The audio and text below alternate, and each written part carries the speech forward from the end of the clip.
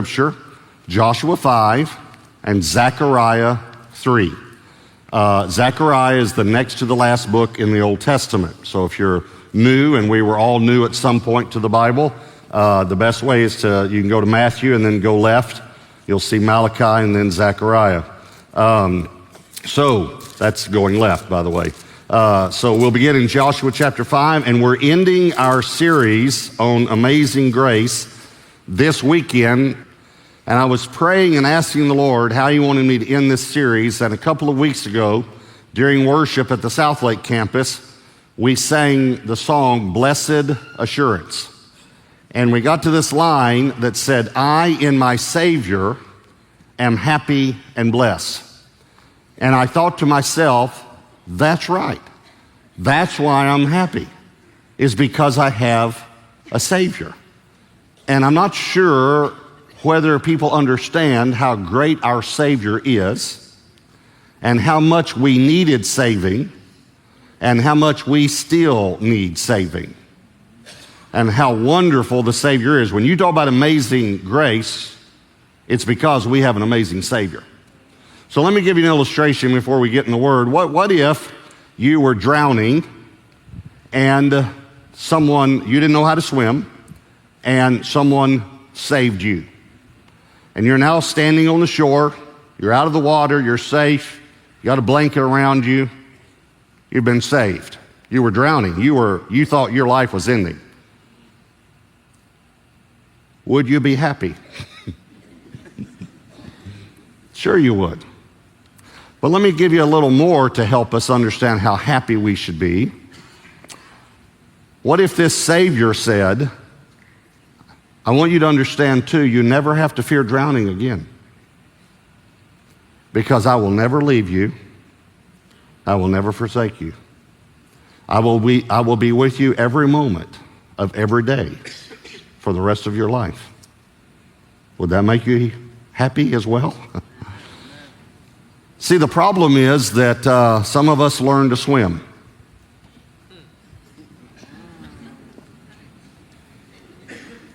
And we begin to think, well, we probably wouldn't need the Savior now. The only problem with that is that you don't understand how great your sin really is. It's like the ocean. And we can drop you off in the middle of the ocean, and I don't care how well you can swim. You know what you need? You need a Savior. See, we have a Savior. Let me say it again, because at some point in this message, you're going to catch this. We have a Savior. The reason we're happy is because we have a Savior. And if you don't know it, you need saving. Now, if you're married, you could simply ask your spouse how much you need saving. But you still need saving to this day.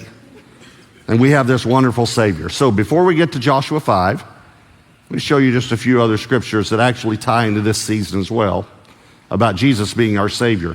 Luke 2, verse 11. For there is born to you this day in the city of David a Savior, who is Christ the Lord.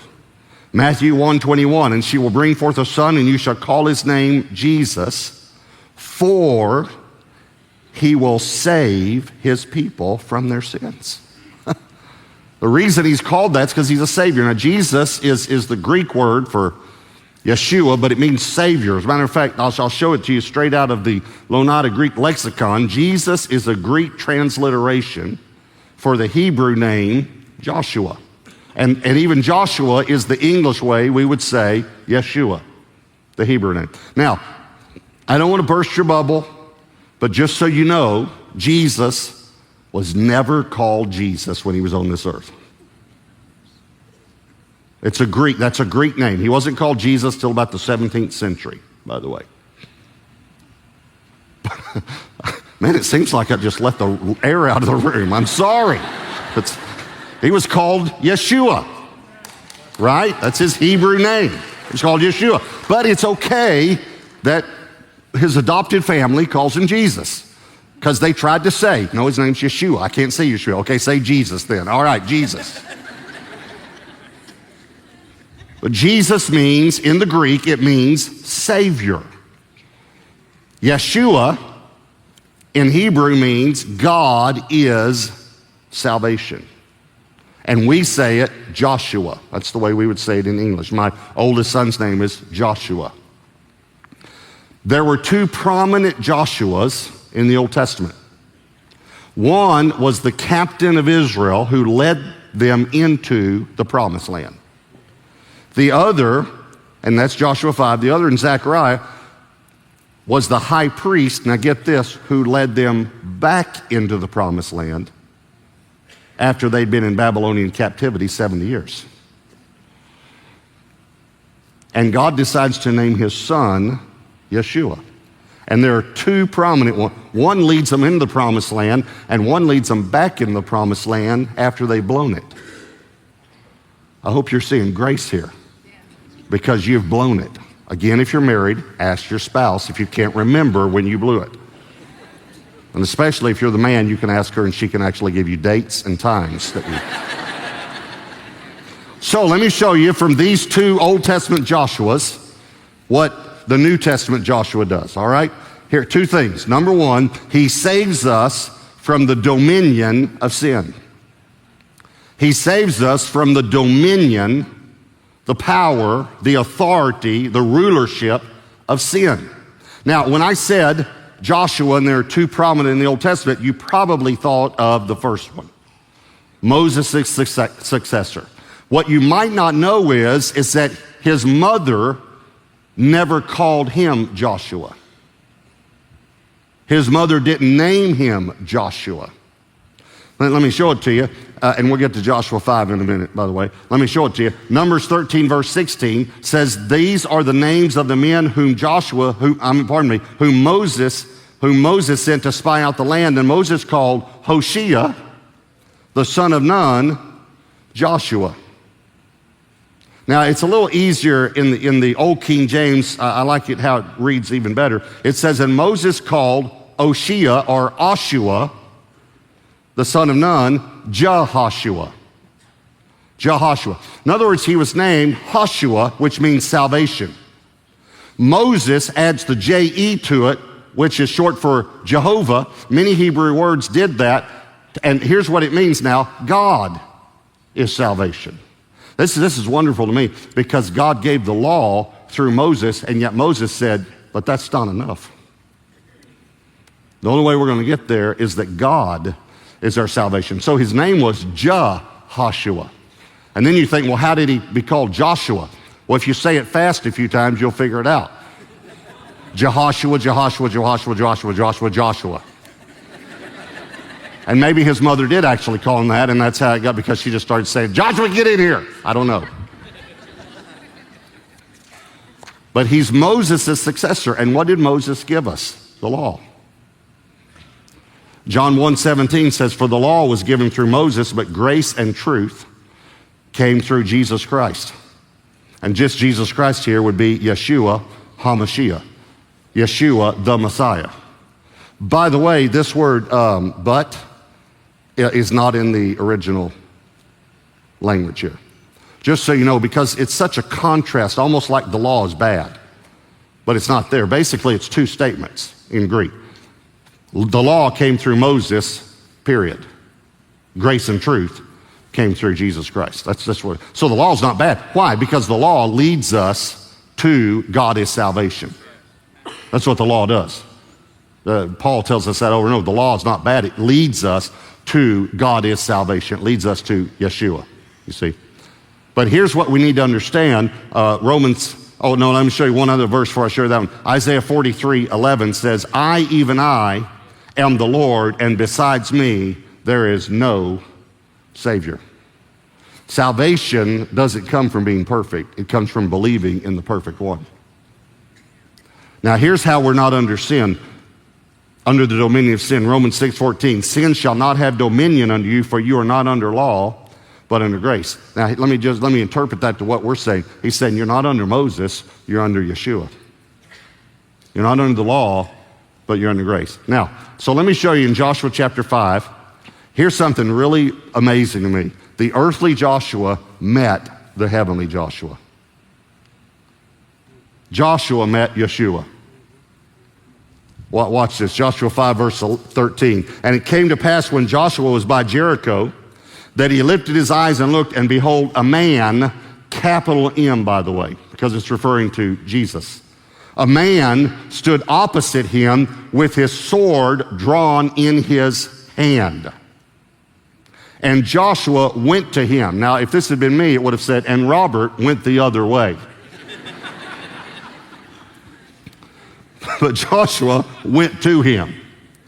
And he said to him, now this is a great question, are you for us or for our adversaries? So he said, no, but as commander of the army of the Lord, I am now come. And Joshua fell on his face to the earth and worshiped, and said to him, what does my Lord say to his servant? Then the commander of the Lord's army said to Joshua, take your sandal off your foot, for the place where you stand is holy. And Joshua did so. By the way, what makes it holy is God's there. It's what made the land where the ground where the burning bush was holy, because God's there. That's what makes our services holy, because the presence of God is here. Okay, but I love Jesus' answer, and somehow we just read over it because we missed the first word. Joshua said, are you for us or for them? And Jesus said, no. No. I remember a while back, I got a telephone call at home, and we're on that no-call list, but every now and then, a telemarketer gets through, and this person was very excited and shared with me that I'd won a free cruise. But in order to upgrade my room, it was going to be $300 per person for the free cruise. And then the person said this, would you like to put that on MasterCard or Visa? You know what my answer was? No. That's what happens here. What, you for us or for them? Here's what he said, no. Let me say it another way. He said, Joshua, I didn't come to take sides. I came to take over. And I'm not here to get on your side. I'm here to get you on the winning side, which is my side. And Joshua takes his shoes off. Now, a lot of people don't realize what this means. In Jewish culture, it meant you give your rights up. When you take your shoes off, you give your rights up. If you remember, Boaz wants to marry Ruth. He goes to the near kinsman who has the right to marry her and to buy the land back. He's got the right. It's called the right of redemption. And Ruth 4 verse 8, it says, therefore the close relative or near kinsman, the old King James says, said to Boaz, buy it for yourself. So he took off his sandal. See, in other words, he gave up his right. I know I have the right. I know I'm next in line, but I'm going to give up my right. Listen, this is so important for us to understand. The way sin does not have dominion over you is you take your shoes off to the commander of the Lord's army. That's the way. You submit to him as the king of your life. And he's grace. The problem is that many of us put our shoes back on and start believing we can do it on our own. We know we need a Savior when someone shares the gospel with us for that first or second or third time, and we finally comprehend it. We think, man, I need a Savior. But 10, 20 years later, 30, after we've grown and we've taken classes, and now we actually teach the classes, we might not think we need a Savior as much. Okay, so he saves us from the dominion of sin. Here's number 2. He saves us from the guilt of sin. He saves us from the guilt of sin. Okay, now Zechariah 3, if you're there, Zechariah chapter 3, verse 1. It says, then he showed me Joshua, the high priest, standing before the angel of the Lord. Now, most of you have been here for a while and you're familiar with biblical language. When it refers to the angel of the Lord in the Old Testament, it's referring to Jesus. The angel of the Lord visited Abraham and Sarah and said, at this time next year, I will return to you and you will have a child. It's Jesus. And we know that through, you can study that yourself and see it. The angel of the Lord. Joshua, the high priest, is standing before Joshua, the high priest. And Satan standing at his right hand to oppose him. Notice Satan is always there to accuse the brethren. And the Lord said to Satan, the Lord rebuke you, Satan. That's good news right there. The Lord who has chosen Jerusalem rebuke you. Is this not, referring now to Joshua, a brand plucked from the fire? Now Joshua was clothed with filthy garments. Please see the wonderful picture of salvation here. It's so clear. And was standing before the angel. Then he answered and spoke to those who stood before him, saying, take away the filthy garments from him. Take away. Notice, not just take off, but take them away. And to him he said, see, he's explaining what he's just done. I have removed your iniquity from you, and I will clothe you with rich robes. And Isaiah 61:10 tells us those robes are robes of righteousness, right standing with God. I'll remove your iniquity and I'll clothe you with my righteousness. If you look on down at verse 9, I will remove the iniquity of that land in one day. And Psalm 103:12, as far as the east is from the west, so far as he removed our transgressions from us. Okay. This is grace. This is what our high priest does. He removes our filthy rags. Even our righteousness is as filthy rags. He removes.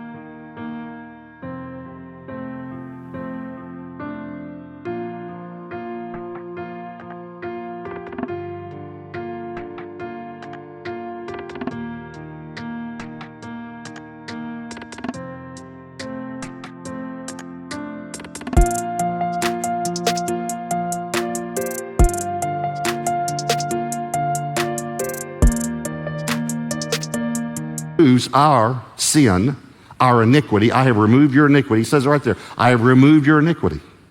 He removes our iniquity as far as the east is from the west. And he clothes us with his righteousness. This is exemplary of what Jesus does for us at salvation. Now, I was reading through years, probably 10 or 12 years ago. I was battling through still, the church was growing, I was battling through a lot of guilt and shame because of my past. And I was reading through Romans in another version, in a modern version, like a dynamic translation, not an exact equivalency translation, a dynamic equivalency, which is kind of like New Living Translation and the Message and things like that.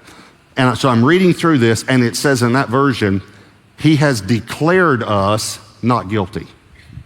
He has declared us not guilty. And without realizing it, I kind of went like this, and just kind of went on. And the Lord said to me, whoa, wait a minute. What is that? Like that. And so I said to the Lord, I said, well, Lord, I know that you've declared me not righteous. Not guilty. I know you've declared me not guilty. And I appreciate that. I thank you for that.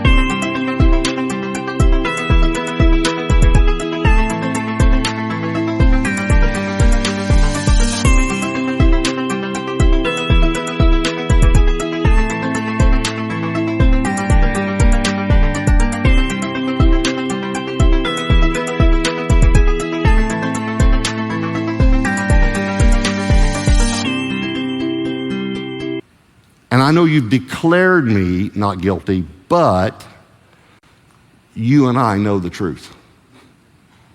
That's what I said. But I mean, you and I know I really am guilty. But you've declared me not guilty, and I appreciate that, but I know I really am guilty. And it was as if I had angered him, that I had insulted him. And he very forcefully, in my spirit, not out loud, very in my spirit, he said to me, I am not unjust. I mean, it was strong. And he said, and I am not a liar. And I said, well, Lord, I didn't call you a liar. He said, yes, you did. You just said that I said something that's not true. You said I have declared you not guilty, but you really are guilty. And he said, you need to understand something. I couldn't do that. I couldn't say you were not guilty unless you were not guilty. I mean, it was so strong in my spirit. So I said, well, Lord, I don't understand this then. Because I know I am guilty. How would you declare me not guilty? He said, you still don't get it, do you? He said, I removed your sin. I removed your sin. I took your sin off of you. And he said, here's the reason that I declared you not guilty. Is because I took your sin, all of it, off of you, and I put it on my son. And I declared him guilty. And he died in your place. And when I look at you, I don't see sin because I have removed it. And so I can legally and justly declare you not guilty. You're not guilty. So we have to understand that's what grace is. Our amazing Savior took our iniquity. One of my favorite scriptures may not be a favorite for you, but it's Hebrews 7:25. It says, therefore he is also able, now watch this, to save to the uttermost those who come to God through him, since he always lives to make intercession for them. He is able to save to the uttermost. This word uttermost in the Greek means unlimited duration of time, forever and always. Unlimited duration of time. He's able to save he's a Savior, but he's able to save you completely. Now, I want you to think for a moment about these two Joshuas. One leads the people into the promised land. The other leads the people back into the promised land after they've fallen. I just want you to know that your Savior is able to lead you back